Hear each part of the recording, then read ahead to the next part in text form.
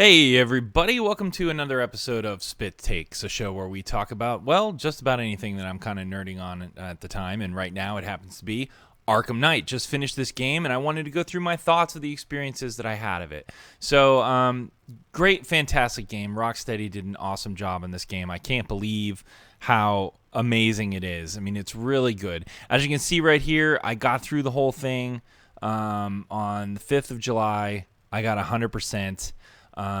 And let's just walk through a little bit of what happened while we were doing this. First of all, thank you so much if you were one of the people that were there while I was playing through this. It was awesome being able to share the experience with you.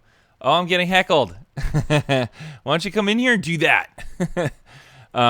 It was awesome going through the experience with you, and I really enjoyed it, especially a couple folks. I want to do a shout out to Kai, who was amazing in helping me with all the riddles. He was there, my backbone, my personal Riddler, helping me solve all this stuff. So he was awesome. If you missed any of the replays and you want to catch it out, you can see it. You can see it on my YouTube channel /Spytle. Right here, there's a playlist of my entire Arkham compilation, and you can check it out.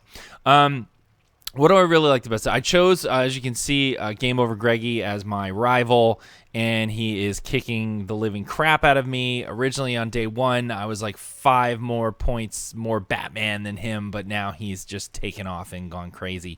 As you can see, I opened up a new mode called the New Story Plus mode, which I guess is something you can play through after you're done, where you'll be able to play through it all and but no riddles. You don't have to do the riddles. So maybe I'll do that. I hear it's a little harder, but that's okay. The AR challenges, I haven't done a lot of these yet, as you can see. 16 out of 78. That might be where Greg's getting a lot of his points from. My rival. I got to get him. Arkham episodes, I'm not sure what that's all about. Downloadable content, don't have my showcases. I have 99 out of 99. I haven't looked at the extras yet. But let's actually go in and check out the game itself here. I have a pretty short list of top games. And for me, this definitely makes it onto my top 10. It's just that amazing of a Batman experience. You know, this is the culmination of their entire series of Batman games at Rocksteady, and they really knocked it out of the park here. Obviously, the Batman mechanics have gotten better and better as the games have gone. The city is just absolutely beautiful, and I absolutely love being able to, you know, kind of go around and do my little dive bombing. This is really fun. You dive bomb, you pull up at the last second, and you kind of gain momentum and glide across the city. So the traversal mechanics here with the Batsuit are super fun, require a little bit of skill, but aren't too hard to master. When you start coupling this with things like the grapple line here and using your extra taps to launch and vault yourself off over the clock tower where Oracle is, and you can vault again, or sorry, dive bomb again, and kind of come up. It's really quite tremendous how good the traversals are in the game. A lot of the gadget stuff that you can do also really super exciting. Let's actually go into this little area here. Oh, and I'm neglected to mention you can do these really cool, like, sort of chaining of grapple lines. So you can see how it'll lock onto a new target, and then you can kind of automatically lock onto it and then vault yourself off and up. There's Wayne Tower, my home base. Now, interestingly enough, I have finished the game. I am the Batman now, and but you know what? Let's not do the spoiler. Hold on, we're not going to do the spoiler quite yet.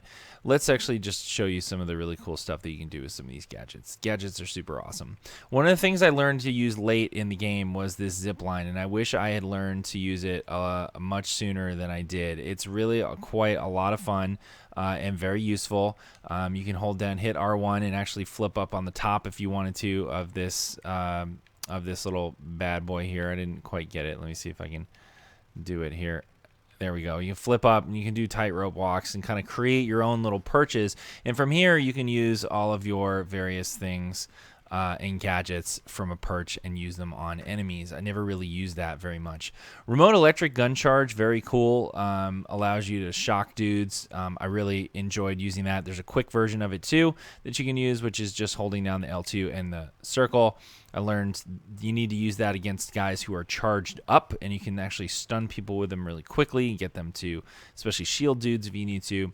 Very useful tool. Of course, there's a grapple line, which you can use to pull guys towards you. You've got also, once you get the gel, you can do a quick attack for explosive there, and you can use a freeze grenade, or you can use your disruptor on the fly really quickly as well, which is also very helpful. Although that looks like the electric gun. I guess you can pull the... How do you... Yeah, okay, that just... X doesn't do dick. Other gadgets that you have that are really great. The hacking device really makes you feel like Batman as you're hacking stuff around and like...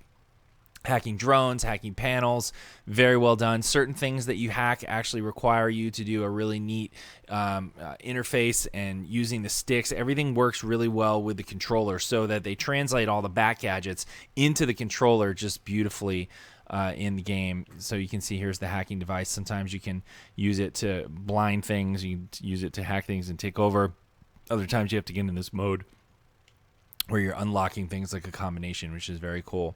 There's a voice activation device, which is okay. It's used like kind of a couple of times to sort of like trick people, like especially Riddler bots, and to like open locks once you get somebody's voice print. It's all right. It's not the greatest thing in the world. Explosive gel, very fun. Batman's got to do it in style. He can put the explosive gel on things, and of course it is in the shape of a bat. You can detonate it really easily. That's used in a lot of puzzles, actually, for Riddler puzzles, which are cool. And sometimes you can put it on the floor and detonate it when people are coming by as well, so I found that very useful. The smoke bomb, it was okay, I guess. When you're under fire, you can kind of drop it on the ground. I never really did this kind of thing where I could kind of throw it into an area. I never actually did that. You can also drop it apparently on the ground as well. It's got a cooldown you can see in the bottom left corner. I didn't experiment with the pellet very much unless I was under fire. Batclaw, obviously grabbing and grappling stuff. This was really neat. Remote control batarang. I learned this really late too. I'm a slow learner. You'll find when I play these games. So Batman has very complicated gadgets, and you can do a lot of stuff with them. But when you let go and this is out, you can hold down the R1 key and speed it up, or you can hold down the L2 key and slow it down. So you really have like ultimate control of the speed of this thing and how fast it's going and what you need it to do, which is very cool. It very much feels like the remote control batarang. They did a great job with this.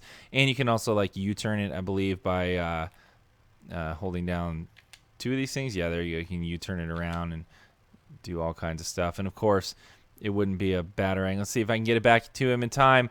Come on, Bats. Am I going to get it? He can catch it. Yes, he caught it. Awesome. And of course, you have your regular batarang, which you can use and do really cool multi-throws with as well. Detective mode lets you see a lot of things in the city. Here's a great thing you can do, which is a lot of fun, and I really enjoy doing. You can actually swoop down and get on top of cars like this. Oh my God, he went crazy. These guys actually ran over people, and they have now crashed their car because I forced them to. Counter system, really fluid. I like it a lot for sure. Oh, they're trying to get away, but let's not let them. Let's use our little bat cable here. Oh, geez, he issued the counter. Now, the red counters you have to do something special for. They can't just be countered. That one, you obviously hit triangle. He hit me. My combo counter went back down to 0 here. You want to try and keep your combo. Use a little quick batarang throw on that guy when they're charging at you, and bam, they're down and out. Combat's very fun. It's very similar to Assassin's Creed, Shadow of Mordor. These games are all using kind of the same thing. I'm not going to try and claim to be an aficionado here and say which one came first. I do actually think that the Arkham Asylum game was kind of the first one to really use these mechanics to full effect. So the others have borrowed from it, or maybe it was Assassin's Creed. I don't know. But my favorite of them is Shadow of Mordor. It's just something about the sword messages really well when your combo meter is high and you can use all of your special moves. With Batman, it's kind of hard to, you kind of have to look at the interface more than you do the character in order to kind of know. There is a sound that can cue you off, but sometimes I don't hear it because I'm talking to the stream or I'm listening to the game.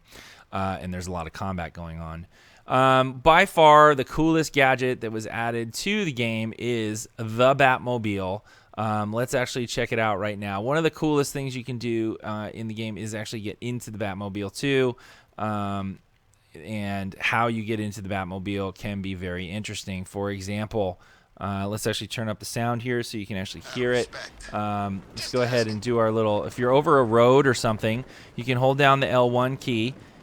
It'll mark a target on the ground, and in comes the Batmobile, and we're just going to headlong dive into this puppy. Whoosh! We are in the Batmobile right now. Now, one of the coolest things about the Batmobile is actually that it has two modes. One, driving mode. You can go in here and just drive in the Batmobile. There's cool things you can do with this. You obviously got a little power slide you can do with the brake. Kind of turn around. Oh, there goes somebody. You can also go into tank mode. I'll explain that in a second. You can mark cars like this, and then when they're kind of in your sights, oh, geez, I hit one. When they're in your sights, you can hit the circle. It'll do a disabling move on the car. The bad guys will actually get out. You can always eject from this as well, which is very cool. And by eject, oh, geez, more guys. All right, they've been waiting to get a piece of me. Let's see if they really want a piece of me. Sometimes they say that, but then they don't really. Counters, the blue ones are things you counter with the triangle. You get your hit counter up. Now you can do special moves like this. Boom. You can do another counter. Hit counter still up. It's at full. I'm going to do a ground move on that. Oh, no, I'm not. I'm going to somehow. Oh, he hit me. He hit me. I'm rusty since the last time I played a day ago. So very fun stuff with the Batmobile. You can also summon the Batmobile to you just by hitting L1, and it kind of remote control comes around. Enter the Batmobile again. By far the coolest thing is tank mode. You hold down one of these keys, and now you can kind of strafe around. You don't need to accelerate anymore. You see that the wheels are doing all kinds of spinning and stuff like that. You've got guns and ammo. Non-lethal round against these guys, but when you're fighting the drones that are in the city, you've got lethal rounds like this Vulcan cannon and also a machine gun. You can use EMPs, boom, which will short stuff out when you have a full charge. There's also a grappling line, which lets you help some puzzles and things like that. And also you can do quick dodges and stuff like that. You can see little retro rockets firing out of the Batmobile when I'm trying to move around in 4 directions and dodge stuff with the drones. Let's mark this car, disable them, boom, automatically. Now those don't look like non-lethal rounds to me, but we're gonna let that go. And yeah, these are non-lethal rounds. But the missiles, I don't know how these people survive the missiles, to be honest with you. Fun thing to do when guys are running around on foot. You can shock them like that when you come into contact with them. It's always fun to kind of knock them out of the car and then go ahead and do the shock. It has a scanning mode too that you can do, which lets you see things around you, often helpful when fighting tanks. But this is probably, in my opinion, one of the most fun things in the game and what makes it a complete Batman experience. Being able to fly and glide around the city is great. Having your gadgets and you're in the doing detective stuff is great. Reinforces it. It's amazing. And of course, having the Batmobile, you can use this to little quick retro rocket to dodge too, or to knock people off the road too. Having the Batmobile, though, really completes it. It's awesome when you get into turbo mode like this. Smash into cars and go ahead and hit the X twice, hold it the second time, and boom, you are gliding out of that thing, launching like a cannon and off into the night sky. Super, super fun. The mechanics are fantastic. The game just plays really smooth, really great. It was super, super awesome. Now, let's talk about the experience of the things itself. You can see I've completed the game. These were all of the missions that I had to do. There are some that are kind of simple. There's like kill quests or kind of things all along, which are these like roadblocks or checkpoints, command points, so to speak. They've got watchtowers that you can do too, and then they have these bombs around the city, which ultimately leads to a confrontation with Deathstroke. They're really fun to do. They really hone your skills in terms of combat and stealth and using your gadgets. In fact, trying to go in full bore and just guns blazing or fists swinging all the time isn't always the best approach. Really, really loved this Perfect Crime storyline. It involves Professor Pig. It was very immersive with the opera singing to kind of draw you to the various clues and stuff like that. Super, super amazing. Also, the Wayne Tech stuff with Lucius Fox was pretty cool. It actually had to do with Hush, which was great to see him in here. I really enjoyed the Azrael challenges. This was really quick, didn't really take a lot. You just had to do perfect kind of AR fighting moves to fight with Azrael. And the end situation really gives you a choice. I chose to do something that wasn't bad and that was actually good, and I gave Azrael the opt out instead of the brutal way. And I'm not sure what the other way, what happens when you go the other way. You guys will have to let me know if you tried that. Armed and Dangerous, these are great, dealing with these escorts. Reminded me a lot of the third Batman film in the Nolan experience, where they were looking for the bombs and there were fake vehicles running around. You had to kind of get these drones. It was a lot of fun. Finding the firefighters. Really annoying toward the end, to be honest with you. And I have to say, the story was just okay. Like, I really, as far as activity quests go, this was my least favorite because they were hard to find, and you really did have to kind of come across them using detective mode. And when you got only a few left, they were like needles in the haystack.